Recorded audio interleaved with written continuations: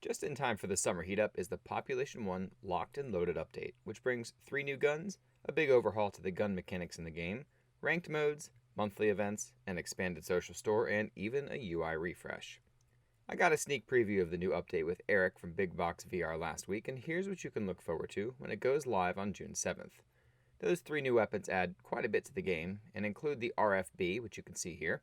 It's the new automatic assault rifle that sits somewhere between the MK18's burst fire and the AKM's full-on auto mode. It's also got a really nice red dot sight on it. Next up is the FAL. It's a single-shot assault rifle that's highly precise. Feels a bit more like an expert's choice version of the CX4 and does more damage at a distance than that gun, making it an ideal choice for picking off those snipers across the map. Last up are those dual Uzis, which is probably the most fun addition to the game since the Matadors. You'll reload these the same way as the Matadors, that's a flick back with your wrist to spin them, and they can be fired and reloaded independently of one another.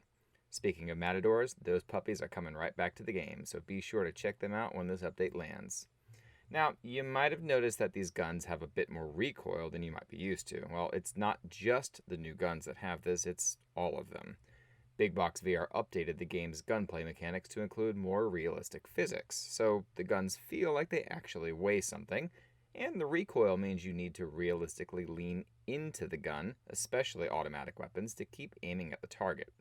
Firing with one hand is strongly discouraged because of this, which should help alleviate those irritating sessions when someone is blast firing a shotgun one-handed. You'll also find there are haptics when reloading the gun, and new arrows can be toggled to help new players better understand what they're supposed to do when reloading a weapon. The new physics took me a minute or two to get used to, but I found that my shots felt more accurate than before, especially when running around and shooting at the same time.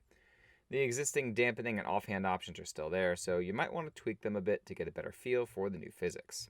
If you played games like The Walking Dead, Saints and Sinners, you'll have an idea what I'm talking about. Weapons don't feel nearly as heavy as they do in that game, though, so if that bothered you, don't worry too much. Back at the home screen, you'll find a refreshed UI with new elements, but nothing drastically different. The biggest change is in the Ready button, which now asks you which game mode you want to play after hitting Ready. Big Box also told me about the new ranked modes and monthly events, but the UI I was shown wasn't finished and had several placeholder pieces everywhere. The basic gist of it is this. Every month, players will have a chance to unlock unique in-game items and skins by just playing the game. Show up and play a few matches per day to unlock items, or wait until closer to the end of the month and get them all in at once. It looks like monthly matches will require about 40 play sessions to unlock everything, but that could change in the future. For a bigger challenge, players will also have the chance to unlock unique rewards in the monthly ranked mode, which is separate from those regular monthly rewards. These are based on your kills and placement in each squads game you play. Players with the highest rank will get special flight trails and all sorts of other goodies for the next month. If you lose your ranking the next month, you'll lose that special flight trail and anything else associated with that particular tier. It's definitely something that'll keep players' eyes peeled to the skies and coming back for more. Lastly is the new social store, which finally lets players spend that Seeker Silver on stuff they care about. Any skin that could be earned in previous events like Dapper PJ or Wheatley the Scarecrow can now be purchased by using the Seeker Silver you earn from friends. There's also a handful of new skins in there, including weapon skins, that should satiate players that have saved up hundreds or maybe even thousands of silver.